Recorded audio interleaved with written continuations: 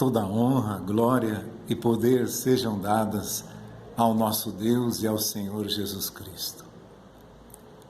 Neste tempo que ainda está próximo do Natal, eu estava me lembrando da passagem dos reis magos, aqueles que vieram do Oriente, de Sabá e Sebá, e vieram adorar o menino Deus. Acho que uma passagem que diz muito ainda do dia de hoje. Você viu, eu vejo também, multiplicarem-se dia a dia as doutrinas. Cada dia uma nova seita, uma nova religião, uma nova filosofia, um novo modo de pensar. Como diz o Senhor Jesus Cristo, no fim dos tempos, os homens ficarão repletos de uma multidão de mestres. Eles arranjarão para si uma multidão de mestres. E ainda esses dias eu conversava com um amigo, ele dizia que ele leu sobre hinduísmo, sobre todas as religiões, as antigas, as novas, as do Oriente, as do Ocidente, as afrodescendentes. Então eu percebi que ele entendia um pouquinho de cada uma dessas religiões. Eu estava olhando os reis magos e eu fiquei pensando que o homem realmente se perdeu num emaranhado de doutrinas. E o pior disso é que às vezes uma pessoa simpatiza com uma doutrina, seja de uma igreja, de uma filosofia, estuda aquela durante uma vida inteira, fica estudando aquilo, pessoas que mexem com entidades, não sabem de onde veio aquilo, quem começou, com quem que realmente ele está lidando. Quem pode ver uma entidade? Quem pode certificar-se da certeza de onde ela vem? Acredito que a mensagem dos magos diz tudo isso a cada um de nós. Sábios, magos, sejam feiticeiros, sejam sábios astrônomos ou até astrólogos, ou reis. Reis significa poder, dinheiro, influência, muita riqueza, pessoa se envolvida de muito conhecimento. Todos eles sábios, reis, aqueles que são adorados por pessoas, reis são adorados por pessoas. Nós vemos hoje pessoas adoradas por um monte de pessoas e não são nada, não são capazes por si próprias de vencer uma diarreia. Olha onde as pessoas colocam sua confiança. Eu acredito que um dia, depois de muitos anos de estudo, esses sábios, estudando tudo que se conhecia no Oriente, olha, impressionante, vem do Oriente, as sabedorias que, entre aspas, seriam milenares, teriam grande conhecimento que as novas civilizações ainda não receberam, não alcançaram. Vejam nisso também um sentimento de soberba. Mas com os magos, com esses reis que vieram visitar Jesus, eu acredito que aconteceu justamente o contrário. Quando uma pessoa caminha muito tempo dentro de uma crença, de uma religião, de uma fé, ela vai se descobrindo aquilo e se descobrindo. Mas a um certo tempo da vida, quando os anos vão passando, a pessoa analisa tudo aquilo que sabe, tudo aquilo que aprendeu, tudo aquilo que leu, que aprendeu dos outros, por conhecimento de terceiros. A pessoa começa a analisar tudo isso e dizer para si mesmo, de que me adiantou tudo isso? Para que me serviu tudo isso? Agora, velho, cansado, que isso me aproveita? Todo o conhecimento que eu tive não é uma palavra de São Paulo? Ainda que eu conhecesse toda a ciência, ainda que eu fosse capaz de transportar montanhas por causa da minha fé, se eu não tiver essa caridade, eu não sou nada. Você simplesmente não é nada, nada. Ainda que você conhecesse todas as doutrinas, toda a ciência, você conhecesse todas as entidades que você julga serem superioras, ou conversar com entidades que você não viu, não conhece, não sabe de onde vem. Tudo isso foi questionado pelos reis magos. Significa nessas passagens, ouro, incenso e mirra, que tinham poder, que tinham gastado suas vidas, que tinham gastado toda a sua energia para conhecer e para viver da maneira mais perfeita que ele poderia. E essa busca alucinada, mesmo aqueles que buscam com menos intensidade, chegam no fim da vida e se questionam: de que me valeu isso? Eu não fui melhor do que os outros, eu não me senti mais feliz do que os outros. Estudei uma vida inteira, acumulei uma riqueza imensa, e agora, ao final da minha vida, que eu posso esperar? E eu acredito que se um dos magos era um astrônomo, que via nas estrelas, certo que era um astrônomo, porque ninguém conhece as estrelas, ou ninguém fica olhando a posição das estrelas, se não é um estudioso, pelo menos se interessa profundamente por isso. Então, isso aconteceu na vida desses reis magos. Reis e magos. Um dia, questionaram-se: de que me vale tudo isso?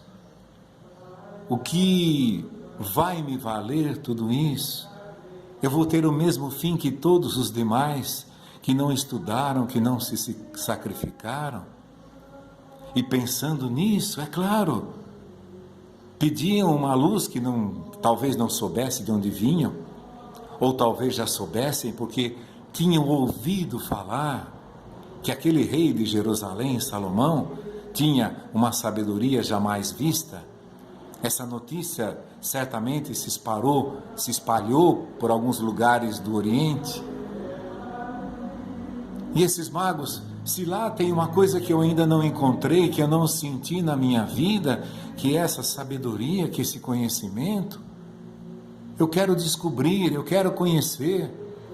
Quem sabe não se uniram por isso?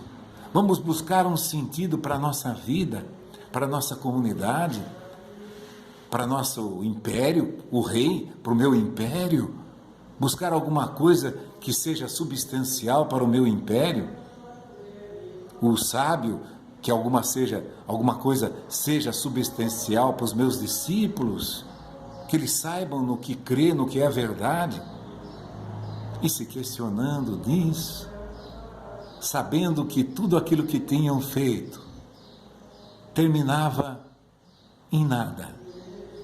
De que valeria? Nada. Então, acredito que, iluminados por Deus, eram astrônomos, observavam o céu, certamente um deles era, porque conhecia a cadência das estrelas e percebeu que aquela estrela não estava no curso da observação das estrelas normais que existiam no espaço. De onde vem essa estrela? Nunca a vi mais brilhante e nunca a vi mais chamativa, mas Deus os predispôs nessa hora. Estavam longe de Deus, longe do conhecimento da salvação que todos os judeus conheciam, que veriam o Salvador, que seriam visitados pelo Salvador. Vejam só, diante desse questionamento, aparece essa estrela tão brilhante, tão indicativa e mais chamativa do que todas as outras. Havia naquela estrela um próprio chamado de Deus. Conhecerem aquilo que não era envolvido de tantos questionamentos, de tanto estudo, de tanta sabedoria, mas que era real, que isso lhes daria sentido do viver, mesmo já estando mais idosos, mais velhos, que isso os motivaria a continuar cada dia da sua vida com um sentimento novo. E essa estrela chamativa demasiadamente em relação às outras, o chamou para essa nova vida. A providência divina, se foi um cometa que existiu, se não foi,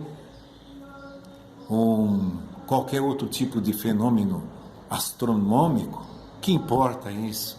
Eles foram chamados por Deus e vieram até Belém. Passaram pelo rei Herodes, você viu lá descrito a sede de poder, não queria nenhum concorrente para a sua realeza, queriam eternizar a sua realeza, sentimento comum para todos nós. Eu quero manter o meu poder, eu quero poder o meu status, a minha sabedoria, quero ser notado, quero ser diferenciado de todos os outros. Mas aquela estrela de um brilho mais chamativo do que todas as outras motivara esses reis. Vieram seguindo essa estrela e um dia se deparam diante do menino Jesus. Aquela estrela se apaga diante da maravilhosa luz que emanava do divino menino Jesus.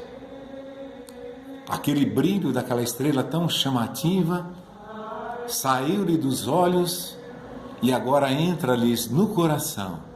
Agora eles não veem uma estrela chamativa, eles sentem uma graça imensa, sentem uma alegria enorme. Veem numa criança deitada ali no meio, entre as palhas. Veem, sentem um sentimento que nunca haviam sentido. Tudo era muito simples.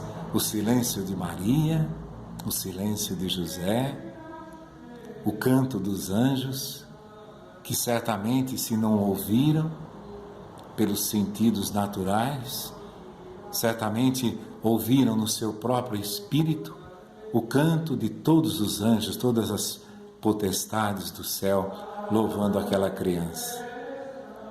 Agora sim podiam se alegrar de maneira verdadeira.